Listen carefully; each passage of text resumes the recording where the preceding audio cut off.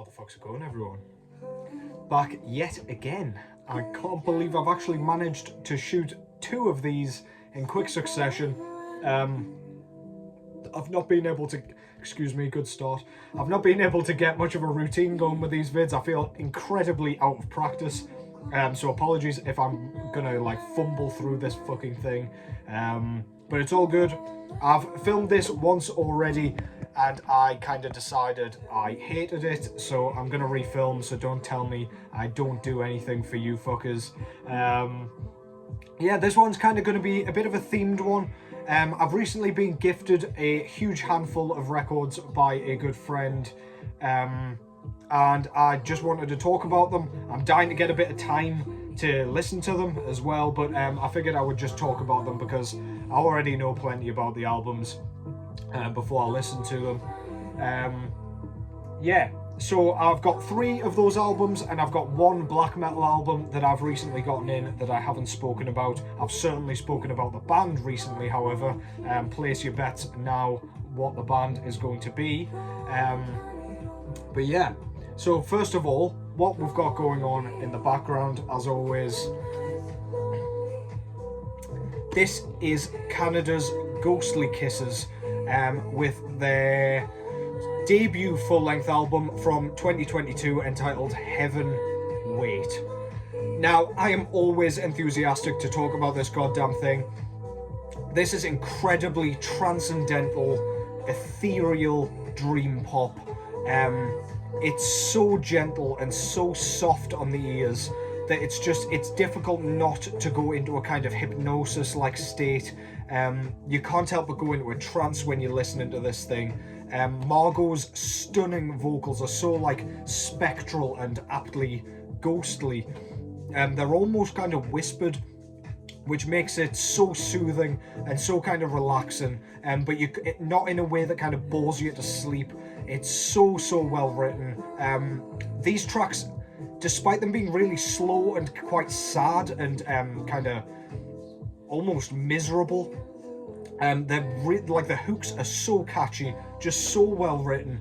You find yourself singing along even though everyone around you's starting to cry because of the haunting lyrics. Yeah, this came 4th, I believe, on my year-end list last year, and that is no mean feat considering the masses of quality that came out last year musically. This is one of my favourite kind of pop. In fact, this is probably the most exciting pop artist going at the moment, in my opinion. I can't get enough of this artist's work. I'm really hoping we get a repress of What You'll See, the EP that came not too long before this. But yeah, I'm super happy to have this in my clutches. Great album. Quite minimalist. The instrumentals are quite simple. Obviously, you've got the kind of produced drumming and the kind of piano keyboard work all the way through. But yeah, absolutely great. Doesn't need anything spectacularly complex to make this a mesmerizing listen. Ghostly Kisses, Heaven Wait. Check it out. Oh, excuse me. Jesus Christ. Yes, I'm drinking milk, by the way.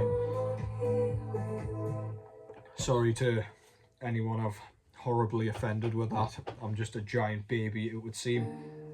So yeah.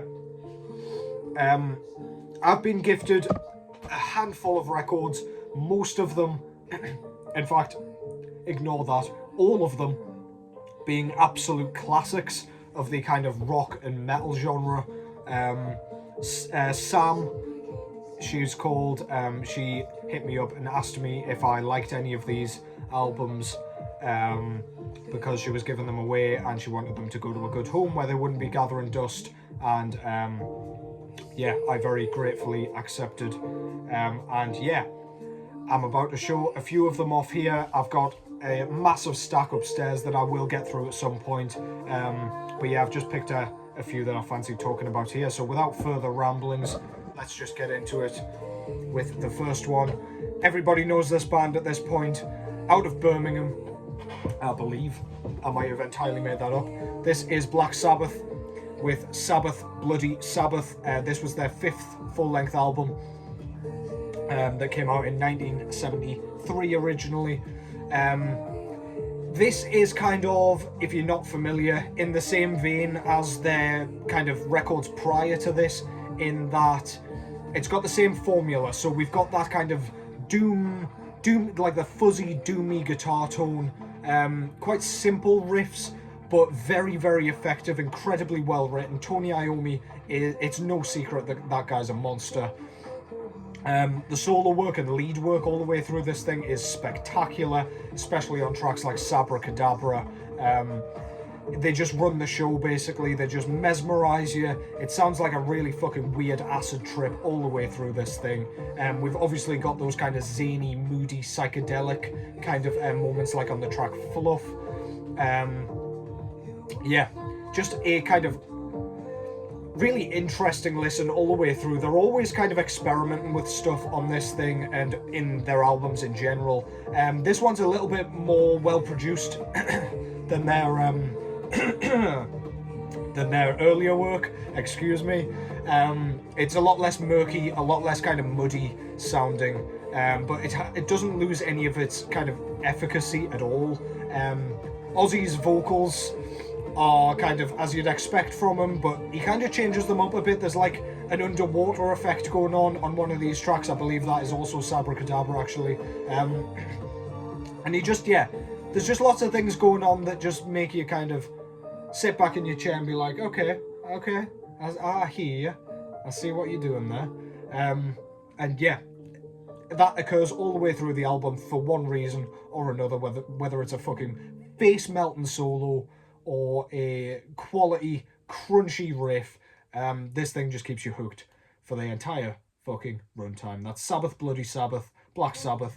Go and check it out if you somehow haven't already. Front cover there shows a guy being constricted by a non-constricting snake, so that's zoologically correct. I like to see that. Yeah, and then we've got some creepy goings on with just creepy bastards watching and enjoying as this person's choked out by a venomous snake. So yeah, that's pretty much it, with a kind of skeleton headboard with 666 on it, naturally. This was the devil's music back then, as you all know.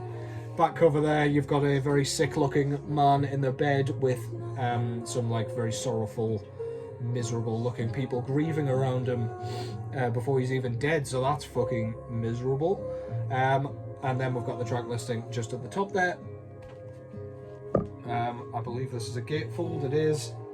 Inside we've got a picture of the band kind of just chilling in a bedroom or study or something. So yeah, I don't know what the symbolic significance of that is, by the way. It just looks very cool. So yeah, and this was just pressed on black vinyl, as this was a fairly early pressing, I'm assuming. I love the look of a kind of beat up, well worn jacket, record jacket, by the way, not clothing. I'm sure you need to go and buy a new jacket if that's going on there. I don't like that. Yeah, so it looks really cool. Looks really fucking like retro and, I don't know, rustic. Just adds charm to like an old classic album like this. So yeah, Black Sabbath, Sabbath Bloody Sabbath.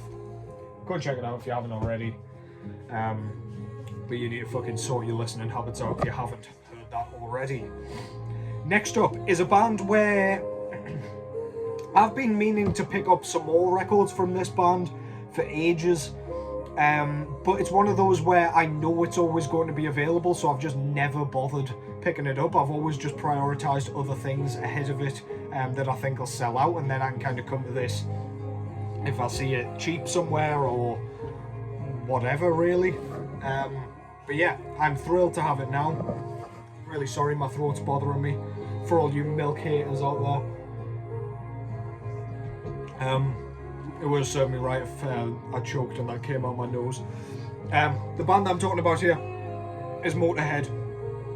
Also out of Birmingham, I believe, with their second full-length album entitled Overkill. Now, if you're not familiar with this thing, this was still in their kind of really punky phase. So they're like partway between hard rock, punk, and kind of speed metal on this thing. Lots of fast drumming, but then lots of kind of bluesy moments here. The guitar work is very, very rooted in blues. You can hear a ton of it. We've of course got Lemmy's iconic kind of growled vocals, but not in like a death growl sort of way before anybody says it. Yeah, just really kind of raspy and really kind of iconic.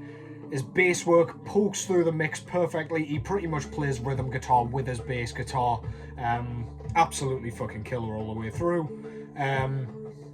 Going along with that blues sound, we've got, of course, the No Class track on the second side, which pretty much is a rip-off of ZZ Top's Tush, but yeah, you can just kind of hear the blues influence all the way through this thing. So they were clearly taking direct inspiration from a huge band and using it to their advantage, and I think it sounds fucking killer, even though the riff is basically identical. Yeah, this is great all the way through. Title track's iconic, of course. We've got that really speedy bass, double bass work, which is absolutely just makes you want to brain yourself against a wall. Yeah, this is just a feel-good album. It just invigorates you. It's got that kind of sleazy edge that just sounds so goddamn cool. It's basically Motorhead. Go and check that out if you haven't already. This was kind of before they went down the AC/DC route, in that they became kind of I don't know, monotonous and samey, and like every album sounded the same, which is no bad thing, by the way. Motorhead didn't put out a bad album, but yeah, this is where it's at for me. This is my favourite Motorhead album. Please check it out if you haven't already. Front cover shows the war pig kind of blowing up with the light coming through his eyes and mouth and shit. It looks really cool. We've got the blue logo and the red sort of album title there. On the back we've got pictures of the band and the track listing in a very classic kind of layout. And this was put out through Fame Recordings or Records, I can't ever remember what that is, but yeah, so this pressing was 1986, which was 7 years after it actually came out in 1979, so an early pressing. Not the first pressing, but I don't give a fuck. This looks very cool. Again, it's very nicely and charmingly beaten up, which I absolutely adore.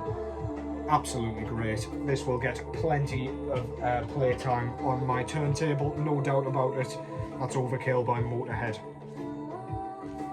Okay, next up is our kind of probably the opposite of a palate cleanser. But it might be for you extreme metal nerds out there. Most of you, that'll be most of you, I imagine. But yeah, I've got a black metal record for you. From a band that I've spoken about an awful fucking lot recently. Place your bets now what this band is while I take another swig of milk. I shock myself how cool I am at times. Yeah, no cocaine and beer for me on camera. This is Aura, of course. I've spoken about them so many times, out of Switzerland. This is their second full-length album, and this is pretty much where their kind of now signature sound came from. They ditched the kind of staticky production, for the most part at least, removed a bit of that fog, and in its place added a huge injection of melody. So this is atmospheric black metal, played incredibly ferociously, but as I say, it's got that beauty, it's got a bit of ambience, it's got a bit of kind of, well, it's just got an awful lot of atmosphere. It's suffocating, it doesn't let up. The album is called En Ergo E&I, by the way. I just got overly excited to describe it. I probably butchered the fuck out of that album title as well, but it's fine. Y'all are used to that by now. Yeah, man. I would have these guys and girl, the vocalist is in fact a woman, but yeah, I would have this project so high on my kind of modern black metal bands list. It is unbelievable. very recently I've been just scouring through their discography to listen to every piece of material they've brought out so far, and for very good reason. This is absolutely killer stuff. If you like the sound of any of that, if you like bands like Grima or Druk even, or any of those atmospheric black metal bands, Downfall of No, you like this band, if you like black metal in general with a bit of melody, this is going to blow your tits off and make your nipples erect, and that is just a fucking plain fact.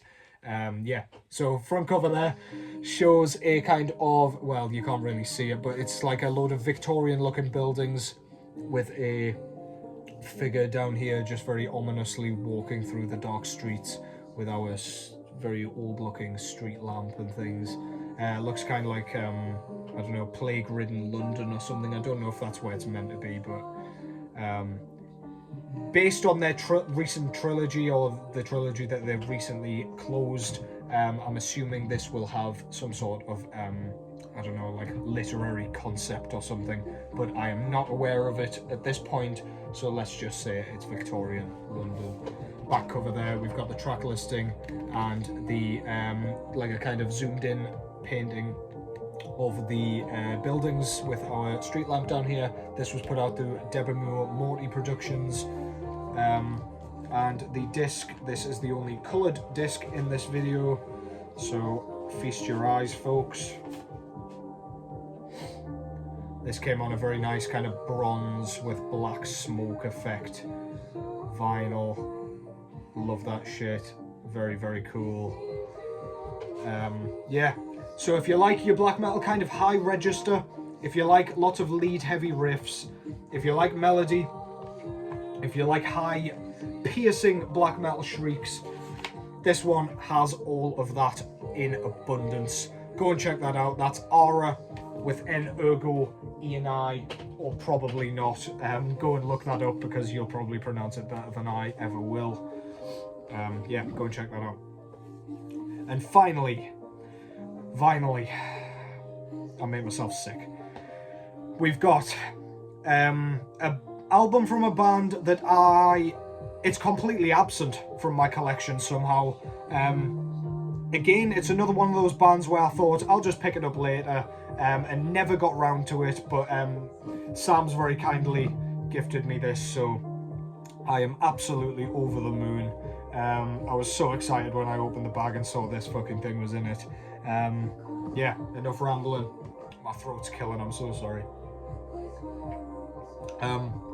Yet another British band, yet another British classic. This is the mighty Judas Priest with their 5th full-length album entitled British Steel. Now, without messing about, let's just get straight into it. Compared to their earlier work, this one is both more heavy metal than like their very first work, which was kind of just classic rock. And it's kind of better produced than the kind of couple of albums prior.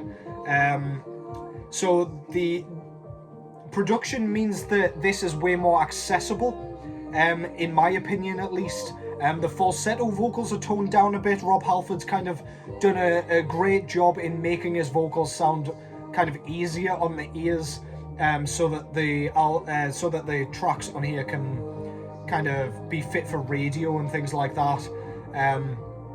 It's still got that kind of raw early heavy metal sound where there's still a little bit of punk left in it and things like that, but this one's definitely stripped back in that sense. The songwriting is absolutely killer. This thing was made for the live setting, with tracks like Living After Midnight, Breaking the Law, United. They're all just foot tappers, sing-along tracks that make you just want to punch your fist in the air and knock out low-flying birds. This is one of the most iconic albums ever written, for that genre at least. This is one of my favourites in the genre. Yeah, just a kind of nice, punchy, easy-ish listening heavy metal record, and it's absolutely fucking fantastic. Super catchy, super infectious, pretty well produced. Can't go wrong with it. I'm just going to flip that disc quickly. Again, I'm not editing shit, so you're just going to have to watch me do it. yeah. God damn it. Yes, I'll get sick of me doing this. Although I hope you just get used to it. Oh, God. Getting old. Yeah, so front cover there shows the iconic massive hand holding a massive razor blade with the album title and logo there. Very cool, very easily recognizable. Back cover there, we've got another razor blade with a picture of the band members, and then we've got the track listing up in the corner there. This was originally put out in 1980. Yeah, and this one is standard black vinyl as well, and yet another lovely beaten up album jacket. Absolutely love that shit, looks very cool. As I say, just adds that bit of kind of I don't know, feels very primal. Yeah, very cool. Judas Priest, British Steel, love that shit. You must know it by now. If you don't, A, what the fuck are you doing, and B, go and listen to it right now instead of listening to me incessantly ramble. And that concludes that vid. As I say, I've got quite a few albums coming in at some point very soon, so I will be doing a few more kind of vinyl updates. I've also got another kind of God knows how many records that also came with kind of British Steel, Motorhead and Black Sabbath, which I will be showing off at some point as well, but I thought I'd just pull out a few that I really fancied talking about. As I say, also I will be back at some point to do the kind of review for that record label that I will mention in said video. I promise that is coming, but I'm not going to promise when it's coming because I'll have to do a bit more prep work for that one. But yeah, hopefully I'll keep finding time for these things.